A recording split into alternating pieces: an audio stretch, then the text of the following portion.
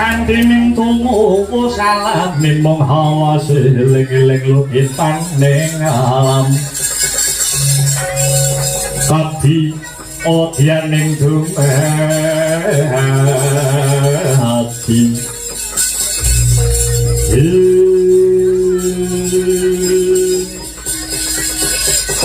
Kawula wonten timbalan ingkang hadhawuh Kanjeng Gusti Sri Rama Wijaya nimbali kula pun jaya anggota semanten ugi kula pun Anoman Dwesinipun Anoman lan jeneng sira jaya anggota kawuhanana dina sakmengko panjenengan ingsun bakal ngutus duta kimen lumarap ana ing negara Ngalengka-Diraja njajaki kekuwatane mungsuh lan ngiras-ngirus nak yen ake kawilujenganing garwaning ingsun Nyai Rakyan Warasinta kowe nggih Sartam tuki mawon kula jaya anggota sagah sumanggem jejibahan mriku prasasat anampi dawuh saking Sang Hyang Wisnu Bathara dewaning kabagyan dewaning katentreman kaliyan kula nyuwun pamit badhe tumuju wonten ing negara Ngalengka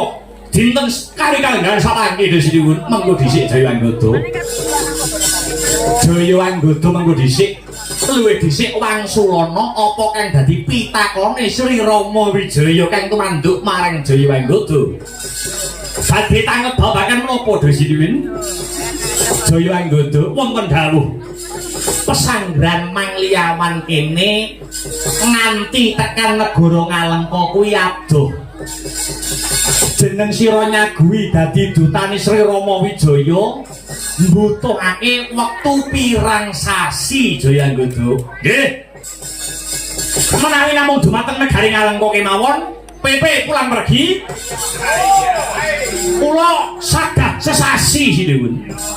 sesasi lakar kasinggihan Anoman kula wonten dawuh Sang Marteng Jagat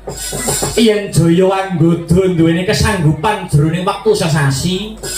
bakal nggawa pawarta saka negara Ngalengka-Diraja saiki balik jeneng sira Anoman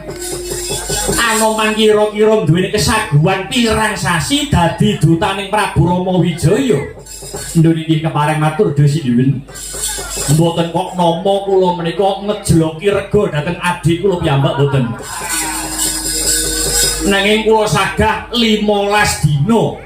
utawi setengah sasi sampun beto kabar saking Garing Ngalengka sinun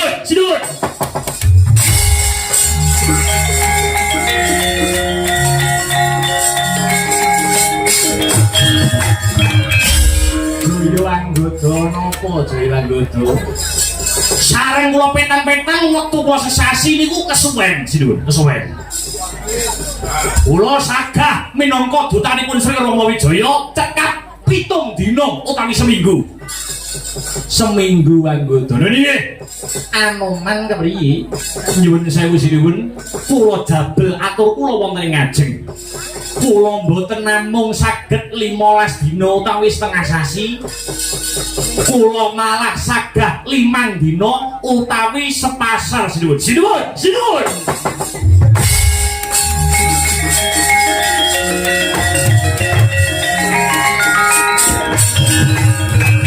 awi kakang Anoman jabel ature jaya anggota nggih badhe jabel atur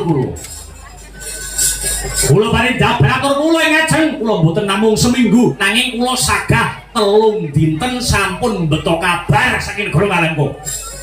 3 dina inggih sinipun Anoman kepriye menawi ingkang rayi jaya anggota sagah 3 dinten Anoman saged 24 jam sedina sawengi sampun beto kabar saking Garing Ngalengka kowe adalah biyangsa bae kakang Anoman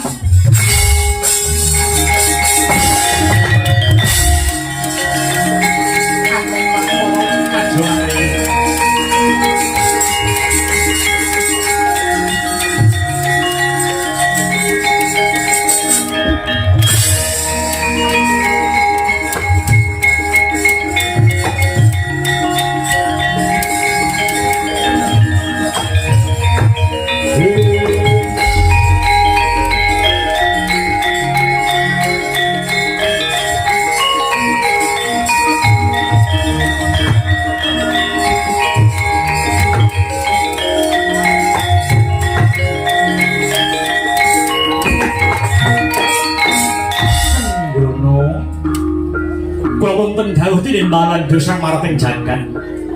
Waton sira tetekan kanthi tekun mesti bakal katekan kang dadi sedyamu. Lho niki siwin. Prasetya kula mboten namung bondo nanging nyawa kula badhe kula udoaken dumateng jengandika Sinuwun Sri Rama Wijaya. Aku paniki sing Sang Hyang Wisnu, dewaning kabagyan, dewaning katentreman. Bagus. Enggal lumarat marang negara Ngalengka kanggo nak yenake kawilujenganing Yayi Rekyan Warasinta. Lan hidep-hidep neter marang kekuatan negara Ngalengka. Uga aku titip yo anoman. Aku titip wujuding ali-ali ingkang ingaranan ali-ali Sutya Ludira. Wenekno marang Yayi Rekyan Warasinta kanggo tandha yen panjenengan ingsun isih tresna marang Rekyan Warasinta mara coba tampan lenggan budhalo anoman. Kula nyuwun pangestu Desidewi, pangestu Gumraja kaya banyu sedodo.